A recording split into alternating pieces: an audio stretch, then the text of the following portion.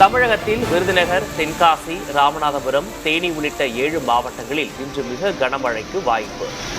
14 மாவட்டங்களில் கனமழை பெய்யக்கூடும் என வானிலை ஆய்வு மையம் கணிப்பு.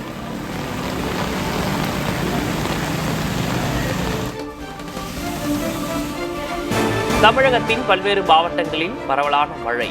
சேலம், கிருஷ்ணகிரி, விருதுநகர் உள்ளிட்ட இடங்களில் பெய்த மழையால் தீபாவளி விற்பனை பாதிப்பு.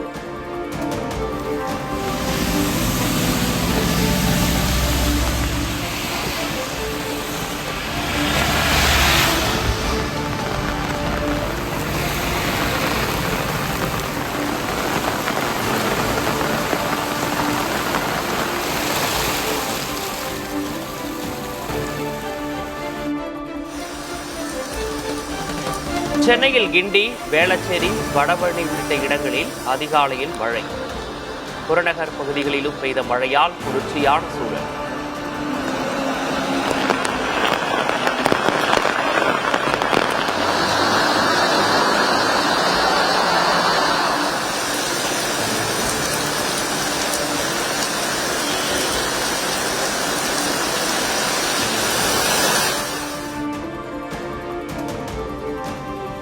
வரும் 18 மற்றும் 24ஆம் தேதிகளில் காற்றழுத்த தாழ்வு பகுதி உருவாகும். வானிலை ஆய்வு மையத்தின் தென்மண்டல தலைவர் அமுதா பேட்டி.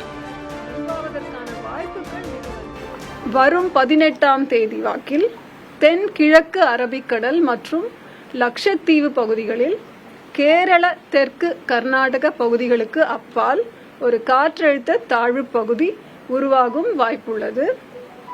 வருகின்ற 24ஆம் தேதி வாக்கில் தென்கிழக்கு வங்கக்கடல் பகுதிகளில் ஒரு காற்றழுத்த தாழ்வு பகுதி உருவாகக்கூடும். இது மேற்கு வடமேற்கு திசையில் நகர்ந்து வலுவடையும் சாத்தியம் இருக்கிறது.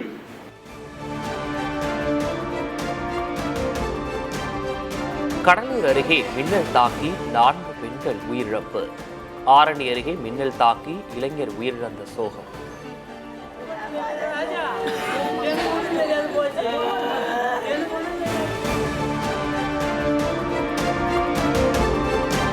பல்கலைக்கழக மசோதாக்களை குடியரசுத் தலைவருக்கு அனுப்பிய விவகாரம். தமிழக ஆளுநருக்கு எதிராக தொடரப்பட்ட மனுக்கள் மீது உச்சநீதிமன்றத்தில் இன்று விசாரணை.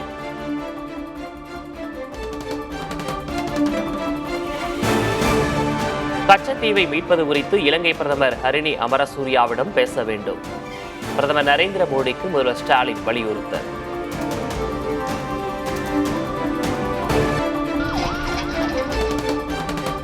தீபாவளி பண்டிகையை கொண்டாட சொந்த ஊர்களுக்கு செல்லும் மக்கள். சென்னையின் பல்வேறு முக்கிய சாலைகளில் கடும் போக்குவரத்து நெரிசல்.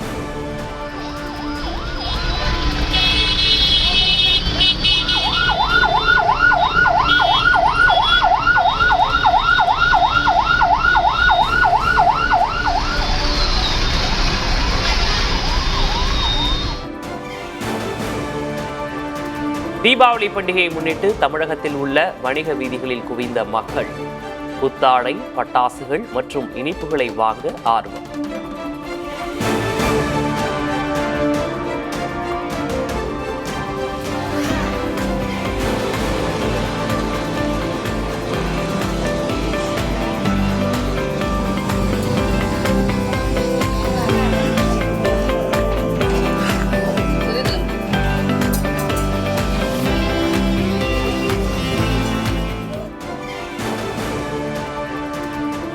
தீபாவளி பண்டிகையை முன்னிட்டு 6 சிறப்பு ரயில்களை இயக்கும் தெற்கு ரயில்வே.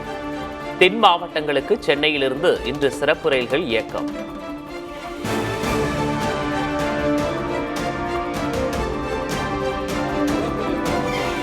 டிசம்பர் 15ஆம் தேதி முதல் புதிய விண்ணப்பதாரர்களுக்கு மகளிர் உரிமை தொகை வழங்கப்படும். சட்டப்பேரவையில் துணை முதல்வர் உதயநிதி ஸ்டாலின் அறிவிப்பு. முதலமைச்சர் அவர்கள் முகாம்களில் பெறப்பட்ட விண்ணப்பங்களுடைய அடிப்படையில் தகுதியான மகளிருக்கு வருகின்ற டிசம்பர் மாதம் 15ஆம் தேதி முதல் கலைஞர் மகளிர் உரிமை தொகை திட்டம் வழங்கப்படும் என்று முதலமைச்சர் அவர்கள் முடிவெடுத்திருக்கிறார்கள். ஜாமீனில் வெளிவந்த மாவட்ட செயலாளர்களுடன் விஜய் சந்திப்பு. பனையூரில் உள்ள தமிழக வெற்றிக்கழக அலுவலகத்தில் ஆலோசனை.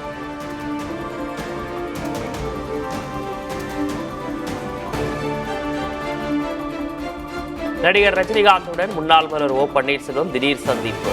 மகன் ஓ பி ரவீந்திரநாத்துடன் சந்தித்தது தொடர்பான புகைப்படங்கள் வெளியீடு.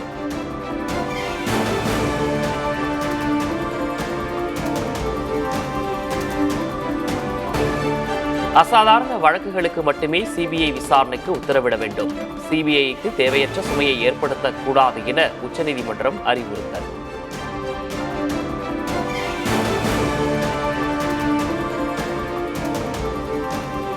ஆந்திராவில் 13,430 கோடி ரூபாய் மதிப்பிலான திட்டங்களுக்கு பிரதமர் மோடி அடிக்கல். இயற்கை எரிவாயு குழாய் திட்டத்தையும் தொடங்கி வைத்தார்.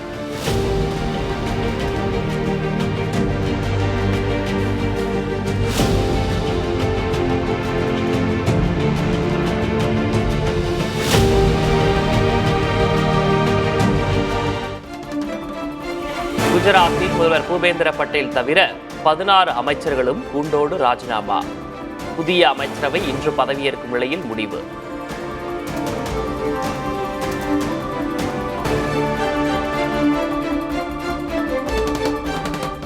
சட்டமன்ற தேர்தல் முடிந்த பிறகே பீகார் முதல்வர் வேட்பாளர் யார் என அறிவிப்போம். தனியார் தொலைக்காட்சிக்கு அளித்த பேட்டியில் மத்திய அமைச்சர் அமித்ஷா புதிய தகவல்.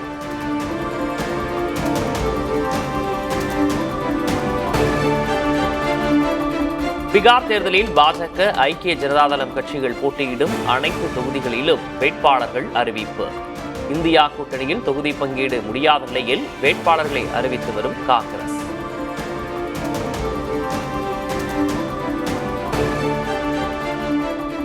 ஹங்கேரி தலைநகரில் அடுத்த வாரம் புட்டினை சந்திக்கவிருப்பதாக அமெரிக்க அதிபர் ட்ரம்ப் தகவல். யுக்ரைன் போர் நிறுத்தம் தொடர்பாக தொலைபேசியில் ஆலோசித்த நிலையில் நேரில் சந்திக்க முடிவு.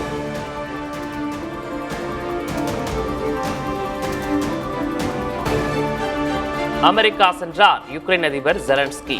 புட்டினுடன் ட்ரம்ப் ஆலோசித்த நிலையில் இன்று சந்தித்து முக்கிய முடிவுகள் குறித்து விவாதிக்க திட்டம்.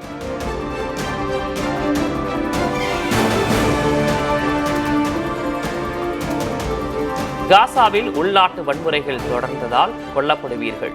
ஹமாஸ் அமைப்புக்கு பகிரங்க எச்சரிக்கை விடுத்த அமெரிக்க அதிபர் ட்ரம்ப்.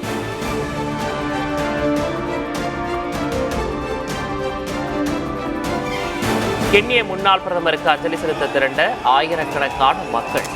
தள்ளுமுள்ளு ஏற்பட்ட நிலையில் கண்ணீர் புகை குண்டு வீசி கூட்டத்தை கலைத்த காவல்துறை. சென்னையில் ஒரு சவரன் தங்கம் விலை 95,000 ரூபாயை கடந்தது. 40 ரூபாய் உயர்ந்து 1 கிராம் தங்கம் 11,900 ரூபாய்க்கு விற்பனை.